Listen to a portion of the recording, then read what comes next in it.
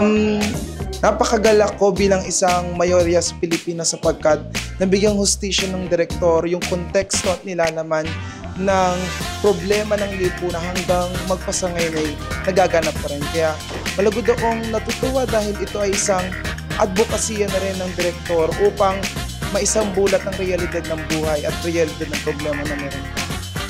Siguro ang pinaka natutunan ko ay kailangan nating mamulat sa kung anong realidad ang meron tayo.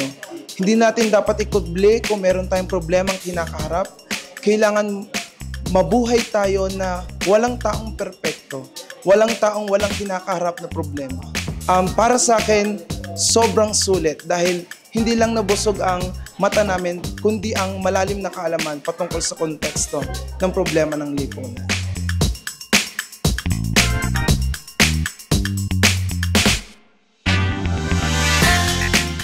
The show, it's really informative. Lalo na yung mga story nila, background story nila sa buhay nila.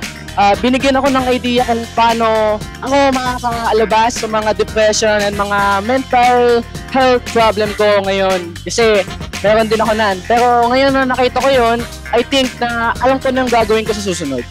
Lesson po, na ano ko po na madami pong tao na may different stories sa mga buhay nila. May mga tao po na yun nga po, na dahil sila ay tinakwil ng magulang, ganyan, nagdano sila ng masama, and then, ayun, madami talaga. Hindi ko talaga maisa-isa dahil napaka-excited ko talaga. Yes, sulit na sulit. Kaya kung ako sa inyo, papanoodin ko na to kasi talagang informative siya, lalo na sa mga kabataan na tulad ko.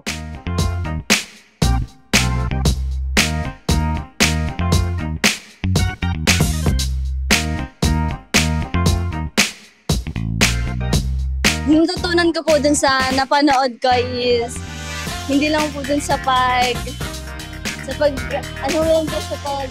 pagtitake po ng drugs and mga masasamang bagay po. Marami pong natulong po sa akin kasi po isa po akong bata na maraming kakulangan sa bagay-bagay at hindi ko pa po alam yung ibang sa mundong to. Kaya sa panonood ko po nito, na first time ko po, sobrang saya po talaga. Like, sobrang dami po nang natutunan dito. Para sa akin naman po, ano po siya sa mga Gen Z, like, motivation, tsaka yung mga dapat iwasan na dapat talaga. Tapos, mga dapat gawin. Education talaga siya. Sobra po. Hindi lang sobra. Shit! Ang sarap! Sobrang Latina po. Ang sarap po manood. Sulit na sulit. Babalik kami kung pwede.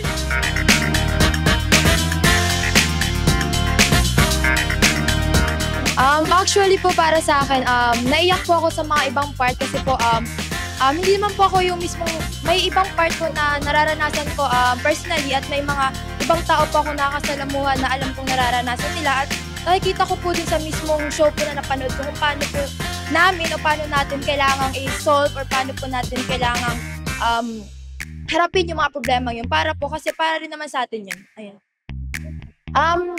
Marami po actually, marami siya. Pero yung pinaka-tumatak po sa akin is yung sinabi nga po nila, yung pinaka-overall po ng show is wag po magpadala sa mga problema. Kasi nga alam po natin na maraming problemang darating sa atin, hindi mula pagkabata hanggang pagtanda. Nasa sa atin na lang po yun kung ang goal ba natin is buhan or harapin para in the future, mas matututo po tayo.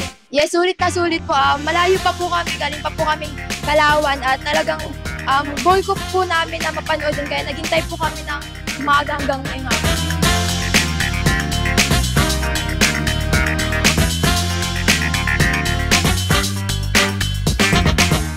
Yun po, sobrang relatable lang din po ng mga naging content po dun sa 7 Deadly Sins po. Tapos, sobra din po na ang gagaling din ng mga actors po natin na gumanap. Yun nga po, which is yung sa 7 Deadly Sins po, is yung mga nagiging action po dapat natin. Dapat po nating bigyan din po ng pansin kung ano rin po yung magiging mga consequences po. Sobrang sulit po kasi ang gagaling ng actors tapos yung mga binibigay pong content talagang relatable.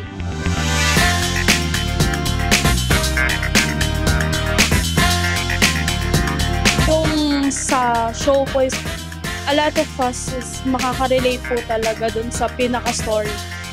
Madami po pero ang pinaka-ano talaga tumatak sa akin is huwag magiging judgmental kasi hindi talaga natin alam kung gaano siya makaka-apekto sa taong ginajudge po.